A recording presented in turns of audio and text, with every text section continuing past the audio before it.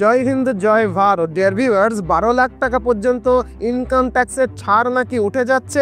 এবার থেকে নাকি সব ইনকামে সবাইকেই ইনকাম ট্যাক্স দিতে হবে। শুধু তাই নয়, এমনও শোনা যাচ্ছে যে এবার থেকে নাকি হিন্দু মন্দিরগুলোর সব দানকে ট্যাক্সের আওতার বাইরে আনা হচ্ছে, যেটা নিয়ে হিন্দু সাধুসন্ত মহলে অলরেডি খুশির আবহ তৈরি হয়ে গেছে। সত্যিই কি তাই? আসলে রিসেন্টলি লোকসভায় নতুন যে ইনকাম ট্যাক্স রুল 2025 বিলটা পাস হয়েছে, তাতে এমন সব পরিবর্তন এসেছে যার ফলে নাকি মধ্যবিত্তের পকেটে টান পড়বে, রিটার্ন ফাইল করার প্রক্রিয়ায় সরাসরি প্রভাব পড়বে। আবার ভারতের হিন্দু মন্দিরগুলো অযথা ট্যাক্সের চাপ থেকে রক্ষা পাবে। আসলে 2025 সালের ফেব্রুয়ারির বাজেটের পর থেকেই ইনকাম ট্যাক্স বিল নিয়ে যে তুমুল আলোচনা, পর্যালোচনা এবং বিতর্ক চলছিল, অবশেষে তার অবসান ঘটেছে। আগের পুরনো বিলটি তুলে নিয়ে নতুন একটা বিল এনেছে সরকার এবং লোকসভায় এই নতুন বিল ইনকাম ট্যাক্স রুল 2025 পাসও কিন্তু হয়ে গেছে। मेरे विचार में निर्णय हाँ वालों के पक्ष में हुआ, हाँ वालों के पक्ष में हुआ। प्रस्ताव स्वीकृत हुआ, विधेयक यथो संशोधित पारित हुआ।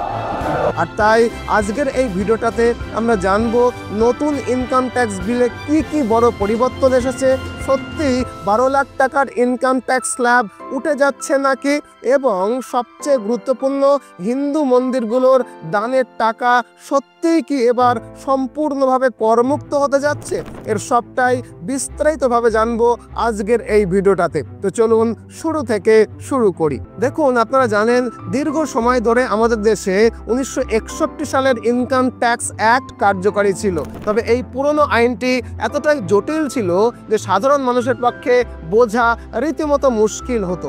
বছরের পর বছর এই পুরনো ও জটিল আইনটা চললেও আজকের দিনে 1961 সালের পুরনো আইন কতটা প্রাসঙ্গিক এটা নিয়ে বরাবরই কিন্তু বিতর্ক ছিল। যেমন বারবার ইনকাম ট্যাক্সের স্ল্যাব বা ঊর্ধ্বসীমা বাড়ানোর দাবি উঠত এবং মন্দিরের দানের টাকাকে করমুক্ত করার মতো সেন্সিটিভ বিষয়টাও বারবার ঘুরে ফিরে আলোচনায় আসতো। তাছাড়া এই পুরনো আইনের জটিলতার কারণে মাঝে মাঝেই সরকার ও ট্যাক্স পেয়ারের মধ্যে অযথা বিরোধ সৃষ্টি হতো এবং শেষ পর্যন্ত এইসব মামলা আদালতে গিয়ে পৌঁছতো। এইসব কারণেই সরকার চাইছিল একটা নতুন আইন আনা হোক, যেটা সহজ হবে, পরিষ্কার হবে এবং মামলা মোকদ্দমা কম হবে। সেই লক্ষ্যে এবছর 2025-26 সালের বাজেটের সময় ফেব্রুয়ারি মাসে অর্থমন্ত্রী নির্মলা সীতারামন ঘোষণা করেন যে আমরা ইনকাম ট্যাক্সে একটা নতুন আইন আনব, যেটা সহজ সরল হবে, আধুনিক এবং যুগোপযোগী হবে। এবং সেই মোতাবেক এবছর 2025-এর 13ই ফেব্রুয়ারি একটি নতুন বিল লোকসভায় তিনি পেশও করেন। তবে বিলটি সামনে আসার সঙ্গে সঙ্গেই দেশ জুড়ে এটা নিয়ে সমালোচনা হতে শুরু করে। বিশেষজ্ঞরা এর মধ্যে বিস্তর জটিলতা খুঁজে পেতে শুরু করেন এবং ভারতের বিশেষজ্ঞদের একটা রিপোর্টে বলা হয় যে এই বিলে অনেক পরিবর্তন করা প্রয়োজন, যেমন ইনকাম ট্যাক্সের স্ল্যাব বাড়ানো, মন্দিরের দানের টাকা করমুক্ত করা ইত্যাদি ইত্যাদি। আর তাই সরকার বাধ্য হয়ে শেষ পর্যন্ত এই বিলটিকে একটা বিশেষজ্ঞ কমিটির কাছে পাঠায় এবং লোকসভার সিলেক্ট কমিটিকে পুরো বিষয়টা দেখভাল করার দায়িত্ব দেওয়া হয়, যার সভাপতি ছিলেন এমপি বিজয়ন্ত পান্ডা। কমিটি বিভিন্ন স্টেক হোল্ডারের সঙ্গে নতুন ইনকাম ট্যাক্স বিল নিয়ে আলোচনা করে এবং কয়েক মাস পরে একটি বিস্তারিত রিপোর্ট উপস্থাপনা করে। সেই রিপোর্টে নতুন এই আইনে 285টি পরিবর্তনের সুপারিশ করা হয়। এখন 285টা পরিবর্তন মানে তো বিরাট পরিবর্তন। তাই সরকার ঠিক করে এতটা পরিবর্তন করাচ্ছে, নতুন করে আরেকটা নতুন বিল আনাই ভালো। তাই 13ই ফেব্রুয়ারি নির্মলা সীতারামন সংসদে বলেন সংশোধন না করে পুনরায় একটা সম্পূর্ণ নতুন বিল তারা খুব শীঘ্রই সংসদে উপস্থাপনা করবে, মানে সম্পূর্ণভাবে নতুন বিল আনা হবে। সেই অনুযায়ী নতুন বিলের ওপরে কাজ শুরু করে সরকার এবং অবশেষে 7 মাস পরে এবছর 8ই অগাস্ট নির্মলা সীতারামন লোকসভা থেকে পুরনো বিলটিকে তুলে নেন এবং তার 3 দিন পরে 11ই অগাস্ট সরকার নতুন বিল আনেন এবং লোকসভায় এটি পাশও করে নেওয়া হয়। আশা করি নতুন বিল আনার দরকার কেন হলো তার ব্যাকগ্রাউন্ডটা পুরোপুরি আপনারা বুঝতে পারলেন। এখন আমাদের জানতে হবে নতুন এই বিলে কি কি পরিবর্তন আনা হয়েছে। এখন পরিবর্তন বলতে তো অনেক কিছুই পরিবর্তন করা হয়েছে, সব কিছু এই ছোট্ট ভিডিওতে আলোচনা তো করা সম্ভব নয়, তাই আমরা কেবল গুরুত্বপূর্ণ কতগুলো পয়েন্ট নিয়ে আলোচনা করব। তবে মন্দিরের ট্যাক্স ছাড়ের ব্যাপারটা এই ভিডিওর একেবারে শেষে গিয়ে বলবো। প্রথমেই বলি যে এই বিলটিকে আগের তুলনায় অনেক সহজ এবং ছোট করা হয়েছে, অর্থাৎ আগে যেখানে 800টি সেকশন ছিল তা কমিয়ে 536টি সেকশনে আনা হয়েছে। মোট অধ্যায়গুলোকে পুনর্বিন্যাস করে 23টি অধ্যায়ে ভাগ করা হয়েছে। এছাড়াও শব্দের সংখ্যা মানে ওয়ার্ড কাউন্ট অনেক কমানো হয়েছে এবং ভাষা সহজ করা হয়েছে যাতে সাধারণ মানুষ বুঝতে পারে। আর দ্বিতীয়টা হলো টার্মিনোলজি বা শব্দের ব্যবহার। যারা ইনকাম ট্যাক্স রিটার্ন ফাইল করেন তারা জানেন আগে অনেক জটিল এবং কনফিউজিং টার্ম ছিল। আগে যেমন ট্যাক্স ইয়ার, অ্যাসেসমেন্ট ইয়ার, প্রিভিয়াস ইয়ার ইত্যাদি টার্ম ব্যবহার করা হতো। যেমন প্রিভিয়াস ইয়ার হলো সেই বছর যেটির আয়ের ওপরে আপনার ট্যাক্স হিসাব করা হবে। উদাহরণস্বরূপ যদি বর্তমানে 2025-26 অর্থবর্ষ চলছে তাহলে আপনাকে যে ইনকাম ট্যাক্স দিতে হবে তা হলো 2024-25 সালের আয়ের ওপরে। অ্যাসেসমেন্ট ইয়ার হলো সেই বছর যখন আপনি ট্যাক্স রিটার্ন ফাইল করবেন, অর্থাৎ 2025-26। এই ধরনের শব্দ ব্যবহারে অনেকেরই বিভ্রান্তি হতো, তাই সরকার সিদ্ধান্ত নিয়েছে সব জটিল টার্ম বাদ দিয়ে শুধু একটা সহজ শব্দ ব্যবহার করা হবে, সেটা হলো ট্যাক্স ইয়ার। অর্থাৎ যে বছরের আয়ের ওপরে ট্যাক্স দিতে হবে সেই বছরকে ট্যাক্স ইয়ার বলা হবে, বাকি আর কোনো ইয়ার বা টার্মকে রাখাই হয়নি। উদাহরণস্বরূপ 2024-25 সালের আয় মানে ট্যাক্স ইয়ার 2024-25, ব্যাস এইটুকুই, কিন্তু আর কিছু নয়। এইভাবে শব্দগুলোকে সহজ এবং স্পষ্টভাবে ব্যবহার করা হয়েছে নতুন এই আইনে। এবার আসি সবচেয়ে গুরুত্বপূর্ণ প্রশ্নে যে নতুন এই বিলে ইনকাম ট্যাক্সের 12 লাখের ঊর্ধ্বসীমার কোনো পরিবর্তন করা হয়েছে কিনা।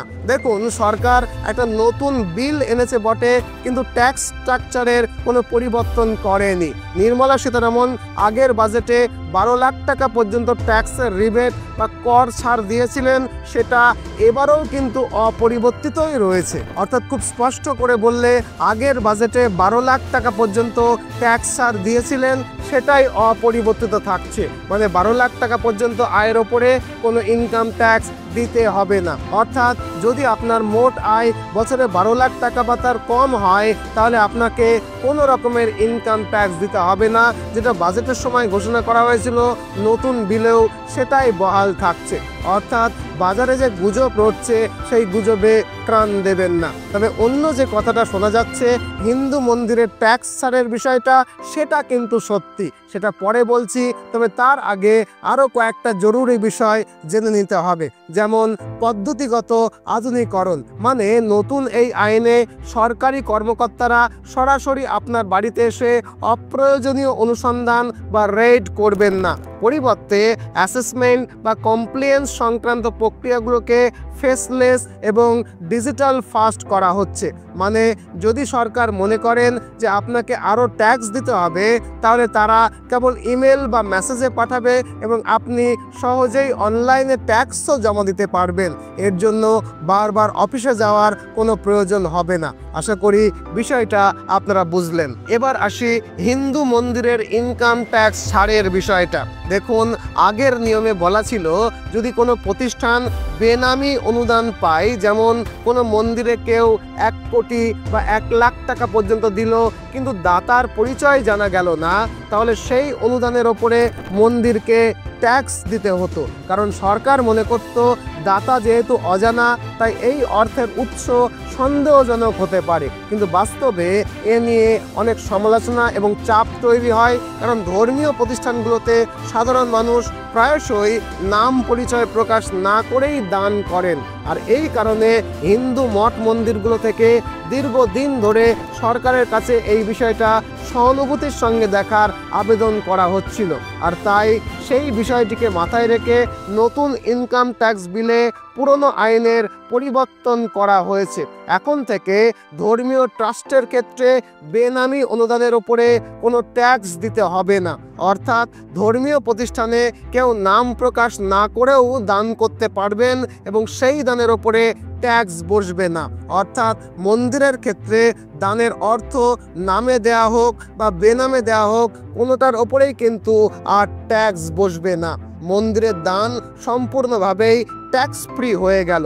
মানে মন্দিরকে সরকারের কাছে দানের টাকার ওপরে ইনকাম ট্যাক্স দিতেই হবে না। আশা করি এই পয়েন্টটা আপনারা বুঝতে পারলেন। আরেকটা গুরুত্বপূর্ণ বিষয় হলো রিফান্ড। নতুন বিলে রিফান্ড প্রসঙ্গে খুব গুরুত্বপূর্ণ একটা পরিবর্তন আনা হয়েছে। যেমন ধরুন, আপনি আগেই 1 লাখ টাকা ট্যাক্স জমা দিয়েছেন, পরে হিসেব করে দেখা গেল আপনার আসল ট্যাক্স হওয়া উচিত 80,000 টাকা, অর্থাৎ আপনি 20,000 টাকা ফেরত বা রিফান্ড পাবেন।